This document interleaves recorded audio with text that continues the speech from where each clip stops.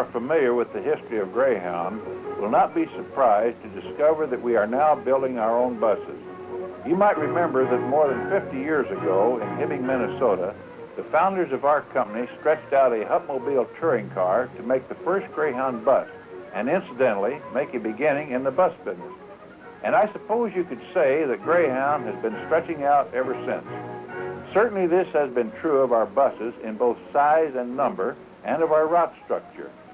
With 5,500 buses operating over 102,000 miles of routes and more than 1 million miles a day in the United States and Canada, Greyhound has become the largest passenger transportation service in the world. Now, we're not modifying Hupmobiles at Hibbing anymore, but just a few hundred miles northwest of Hibbing at Winnipeg, Canada, and Pembina, North Dakota, we are building the most modern buses ever to travel the highways of this continent, the MC-6 and the MC-7. The builder of these magnificent buses is Motor Coach Industries, a subsidiary of Greyhound. The brief film you are to see is about the building of these buses. We believe it to be more than a mere engineering documentary. We hope that it will reflect our company's solid commitment to serve the growing pleasure travel market of tomorrow. At Winnipeg and Pembina, we're building for that tomorrow with confidence in the future of the inner-city bus industry. Our nation's highway systems will continue to be extended and improved, and Greyhound will continue to build and operate buses to serve them. Like the poet Robert Frost, we have miles to go and promises to keep. Promises of safe, pleasant, comfortable, and convenient travel for our passengers, and a greater capability to serve the nation's package express shippers. And we believe that the fine new buses we're building now will enable us to drive those miles and keep those promises. As president of Greyhound Lines, I wish to thank you for giving me the opportunity to share our bus building story with you. We call it High, Wide, and Handsome. Unfettered prairie land that has found expression in the airy spaciousness of a new and modern bus design from MCI, now a part of the growing Greyhound family. When Greyhound, the world's largest intercity passenger carrier, sought a bus that would epitomize the company's fresh, new approach to highway travel, MCI delivered the Superbus of tomorrow, the high, wide, and handsome MC-6. Of course, innovation is no stranger to the bus builders of Winnipeg and Pembina, who have in a few short years become the major supplier of modern Scenicruisers for Greyhound's huge intercity fleet. Bus building at MCI begins here, where new concepts in passenger comfort, safety, and roadability are brainstormed, altered, rejected, or accepted. And it was here that MCI and Greyhound designers began to shape the bus of tomorrow, translating into practical engineering terms the ideas of an industry and the desires of future travelers and shippers. More than 2 years and $2 million later, MCI had completed the prototype bus that would establish the standards of modern intercity bus travel for years to come. MCI developed not one, but 2 new advanced designs for Greyhound, the MC-6 and MC-7. The MC-7 is a longer, taller version of an MCI model that figured largely in Greyhound's fleet modernization program of the mid-60s. Despite its size, the MC-7 retains all of the flexibility and reliability of its smaller, time-tested predecessor. The MC-7 is rapidly nearing the assembly line stage at Winnipeg, where the giant metal forms are being readied that will give the new buses their distinctive silhouettes. Hundreds of metal parts are stamped out at MCI's huge manufacturing plant at Winnipeg. Here, 2 shifts a day work to satisfy the insatiable appetite of the main assembly plant nearby. Throughout both areas, the building process is punctuated repeatedly by the unearthly glare of the welder's arc, or a fireworks display of hot metal flying from a grinding tool. Steel is wedded to steel in the pungent atmosphere of seared metal as the great gray frames take shape. Most of the women in Greyhound's life are generally placed in the category of ticket agent, information clerk, or office worker. And of course, bus building is for men only. Or is it? Look again. Margot Saxey is a skilled welder at MCI. She helped to build Volkswagens in her native Germany before moving up to MC-6s. And as you can see, Margot is not the only gal who's helping to build Greyhound's Superbus. Moving even a partially completed MC-6 or MC-7 bus could pose a problem, were it not for the tilting metal forms or jigs on which the bus frames are constructed. Here, a handful of men easily adjust the position of the bus shell, weighing thousands of pounds, to continue their work on another section of the superstructure. For strength and durability, Greyhound's new buses built here go heavy on the stainless steel in frame structure and lower paneling. In the lower half of an MCI bus are hundreds of feet of copper tubing, lifelines of a modern bus. They link engine controls to engine, carry water for heating, Freon for air conditioning, air for suspension system, brakes, and power steering. When you're longer and taller, lifelines like these are important. Twice each day, a completed bus shell rolls out of MCI's Winnipeg assembly plant, heading for Pembina, North Dakota, and completion. Soon, with a new assembly plant at Fort Garry, this daily production will be increased to 3 or more. A Greyhound in name only at this stage, the big shell bears only a slight family resemblance to the familiar vehicle that rolls more than 1 million miles a day over America's highways. Sightless, powerless, and not yet windowed to admit the spectacular vistas she will one day welcome, she is precisely what they call her, a shell, hollow and in need of help to get to Pembina. The road to final assembly in Pembina is a short one, scarcely 70 miles long, though it must seem a lot longer to a Greyhound bus that must hitch a ride on a flatbed trailer. But just across the U.S.-Canada border, MCI changes all that. The Greyhound Shell's first lift is more physical than spiritual, as it's raised from its truck and readied to receive its accoutrements of office. One of the very first things the new bus will receive are its eyes, the famous headlights that will glow during all its waking hours to remind the world that Greyhound is the safest way to travel. Contoured, fully reclining foam rubber seats are moved rapidly into place in the spacious interior. Seats that are inches wider add a new dimension to passenger comfort. And here comes power to spare as this Greyhound's great diesel heart is implanted in its roomy engine housing. Just a step away from legs now, as the sturdy rear suspension assembly is wheeled into place. Cushiony rubber pillows soon will join passenger compartment to axle to provide the air suspension ride that made metal springs old-fashioned. And soon the big wheels will be helping to roll up the more than 10 billion passenger miles that are operated each year by the nationwide people mover, Greyhound. Not before a thoroughgoing test drive, though, which begins with an in-the-plant dynamometer test.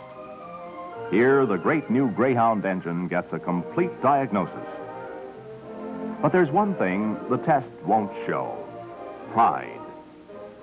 It's not an inventory item at Pembina, nor Winnipeg, nor was it more than 50 years ago at Hibbing, Minnesota. Pride is an uncatalogued part that slips unnoticed onto a drafting board or into an assembly line. Pride would permit nothing less than the MC-6. And so MCI built a bus that is high, wide, and handsome, 40 feet long, 12 feet in height, and 102 inches in width. Greyhound and MCI dared to be different, to be safer. The super dimensions of this superbus started a chain reaction of change. Its greater width means wider seats and wider aisles for greater passenger comfort and safety. It means greater lateral stability, better cornering characteristics, a smoother ride. Its greater height means better passenger and driver visibility, lifting both to a new safety horizon above the level of passenger cars. The greater dimensions of this new king of the road more than double the baggage and package express carrying capacity of the conventional bus. A bigger bus means bigger wheels and bigger tires. The MC-6 has both. 46% more rubber on the road and 68% more braking area for safer driving and certain stops. Bigger does not always mean better, except in the case of the MC-6. Production of this great superbus will begin at MCI's new multi-million-dollar assembly plant at Fort Garry in suburban Winnipeg. Shown as it neared completion early in 1968, the vast hangar-like plant dwarfs the company's present facilities. It's a block wide and 3 city blocks long, 270,000 square feet of space to build the bus of tomorrow. Employees joke that a model change would be 2 weeks old before those at the far end would discover it. But they'll know the MC-6 when they see it. Harry Zoltok, president of MCI, daily checks the progress of the superbus that will introduce a new era of highway travel. With him are 2 of his key executives who share his interest and enthusiasm. Chief Engineer George Mason confidently predicts a clean bill of health for this fledgling superbus, while Earl Cummings, manufacturing vice president at MCI, anxiously awaits the go-ahead for full-scale production. In this now you see it, now you don't rear view of the big bus, some impression of its vast proportions may be gained. Mechanics are dwarfed in the cavernous interior of the engine housing as the entire MC-6 prototype undergoes a rigid 100,000-mile check. Driver's area and enlarged modern restroom will also be appraised in this final check to determine the full measure of excellence of the new bus of tomorrow. Handsome is as handsome does, and someday soon, a new, high, wide, and handsome Greyhound, fresh from the assembly line of Fort Garry in Winnipeg, will begin to add new and exciting miles of performance to an illustrious Greyhound history of mileage makers. And we have a feeling that a certain old Hupmobile driver in Hibbing would have been proud.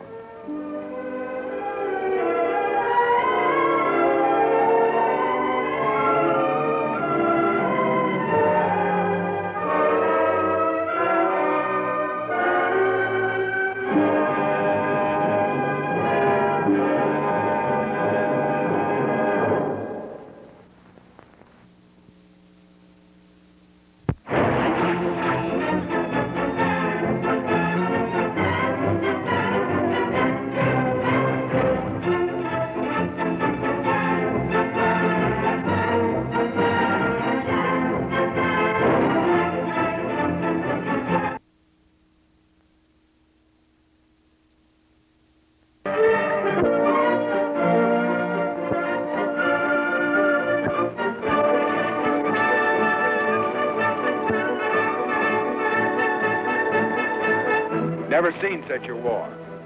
Johnny Rep don't get you the engines well. I'll get this California gold going.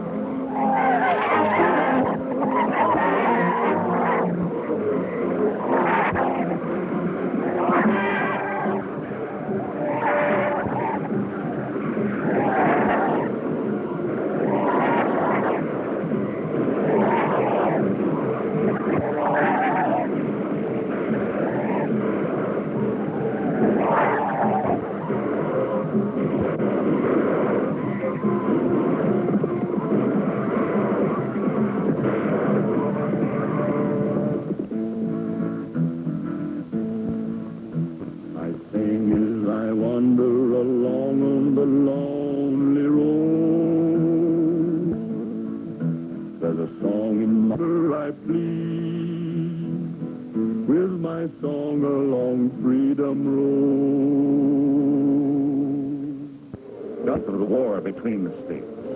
Gone too are the rumbling wagon wheel days of modern America.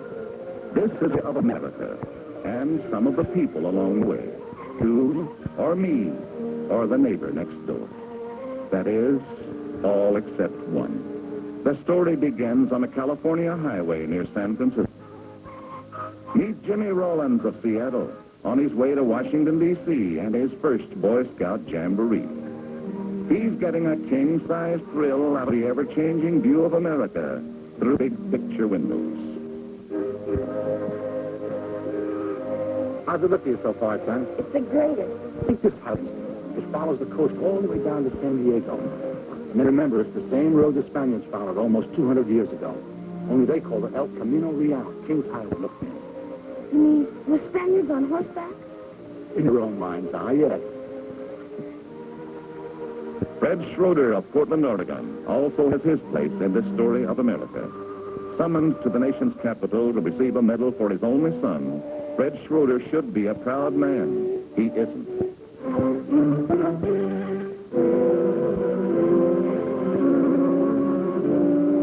Oh, boy, look at that.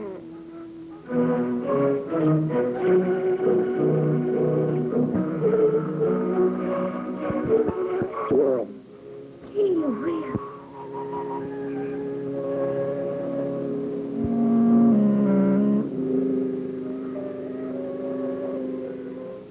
Aren't you even gonna look at it? Look at what? It's only the Golden Gate Bridge. Only.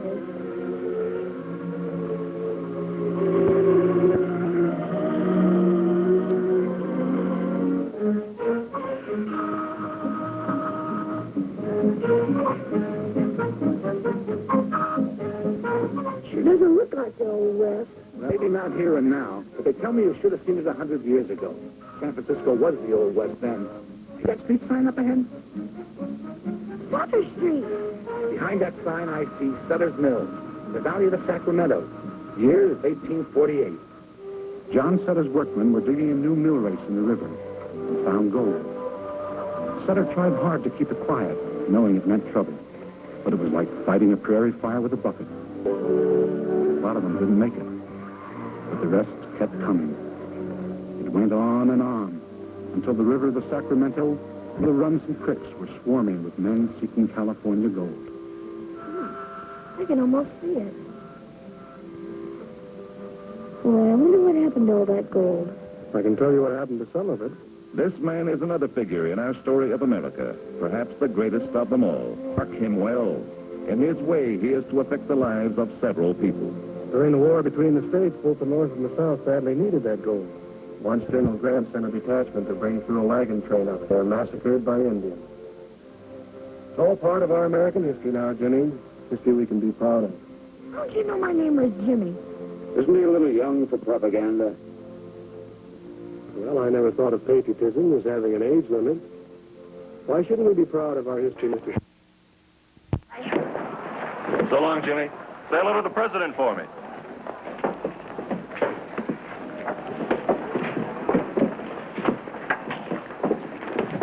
Where did I pick him up?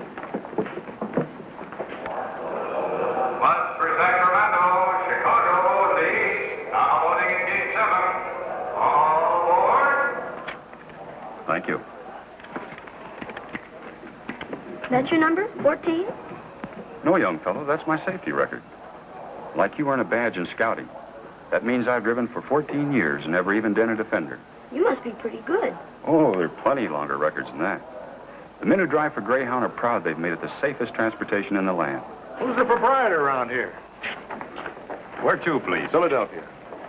Thank you. Hi there, General. Hey, aren't you Bill Roberts of the Philadelphia Eagles? Could be.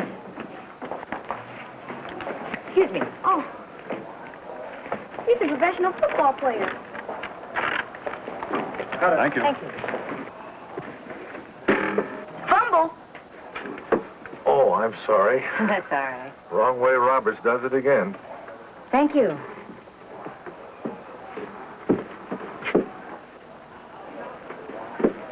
Thanks, Coach.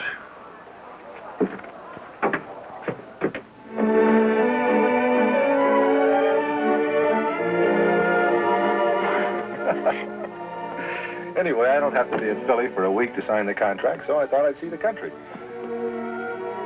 I hear it's quite a country. It is. You